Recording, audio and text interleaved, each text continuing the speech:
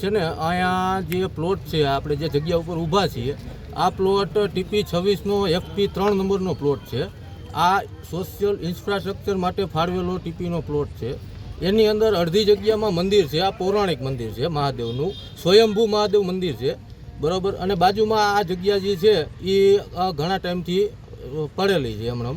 એમાં અત્યારે કોર્પોરેશને આપણે ટિપ્પર વાનનું પાર્કિંગ માટે 6 વોર્ડના પાર્કિંગ માટે લગભગ 300 ટિપ્પર વાન અહીંયા પાર્કિંગ થાય એવી વ્યવસ્થા આપેલી છે આ પ્લોટની અંદર.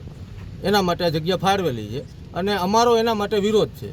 અમે આજ સવારે લગભગ અહીંથી 11-12 સોસાયટીના લગભગ 150 થી 200 વ્યક્તિ કોર્પોરેશન ઓફિસે જઈ અને કમિશનર સાહેબને, આપણે ડેપ્યુટી મેયર અને સ્ટેન્ડિંગ કમિટી ચેરમેન અને શાસક પક્ષના નેતા લીલુબેન આ બધાને અમે આજે આવેદનપત્ર આપેલું છે બરાબર. છતાંય આજે બપોરે અમે આવેદનપત્ર આપ્યું, ત્યારબાદ બપોર પછી અહીંયા કામ દરરોજ ચાલતું હતું. છેલ્લા લગભગ અઠવાડિયાથી પ્લોટ સફાઈનું કામગીરી ચાલે છે. એના કરતાં આજે બપોર પછી ડબલ સ્પીડમાં કામ ચાલુ થયું. કાયમ એક JCBનું મશીન ચાલતું હોય, આજે લગભગ 3 મશીન ચાલતા હતા. 6 વાગ્યા પછી કામ બંધ થઈ જાય કાયમ. એની જગ્યાએ આજે લગભગ 9:30 વાગ્યા સુધી કામ ચાલુ હતું.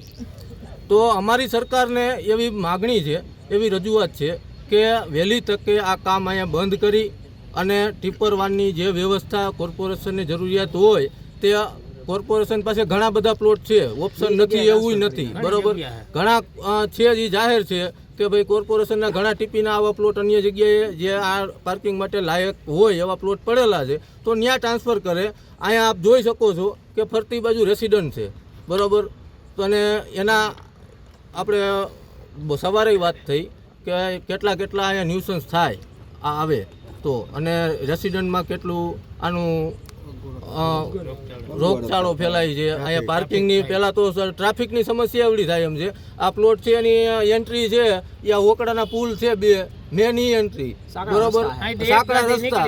હવે અહીંયા 300 ટિપ્પર વાનનું કાયમ અવર જવર થાય તો ટ્રાફિકની સમસ્યા એવડી થાય એમ છે બરોબર. અને ટિપ્પર વાન કેટલી ખરાબ ભરેલી હોય એ આપણે જોઈએ બરોબર. એની દુર્ગંધ એવડી આવે. અહીંયા મંદિર છે, આ મંદિરે કાયમ લગભગ 100-150 જેટલા સિનિયર સિટીઝન એમણે ધૂન મંડળ ચાલુ હોય છે. દર્શનાર્થીઓ તો કેટલા આવે એનું કોઈ માપ નથી, પણ 100-150 સિટીઝન તો એમણે બેઠા હોય સિનિયર. આગામી દિવસોમાં તમે શું માંગ છે? જો અમે અત્યારે સરકાર પાસે આવેદનપત્ર આપી અને માગણી રજૂઆત કરેલી છે, અમને એવો પૂરેપૂરો ભરોસો છે કે અમારી માગણીને પૂરેપૂરી ધ્યાન દઈ અને અમારી માગણી સ્વીકારશે. આગામી દિવસોમાં જો આ અમારી માગણી આ રીતે સ્વીકારવામાં નહીં આવે તો અમે અલગ રસ્તાઓ અપનાવવા માટે પણ તૈયાર છીએ. તમે કોર્પોરેટરને કેટલી વાર ફરિયાદ કરી? કોર્પોરેટરને અમે આની પહેલાં 2 વખત મૌખિક ચર્ચા જાણ કરેલી છે અને આજ સવારે સૌથી પહેલાં અમે કોર્પોરેટરને લેખિતમાં ફરિયાદ આપેલી. કોર્પોરેટરે અમને એવું કીધું છે કે આ છે ને એ તમે કોર્પોરેશનમાં આવેદનપત્ર આપો બરાબર, અમારી તમને મદદ પૂરેપૂરી રહેશે, પણ કોર્પોરેશનમાં તમે આપો ત્યાંથી જે થશે ને એ જ અમારાથી કાંઈ નહીં થાય.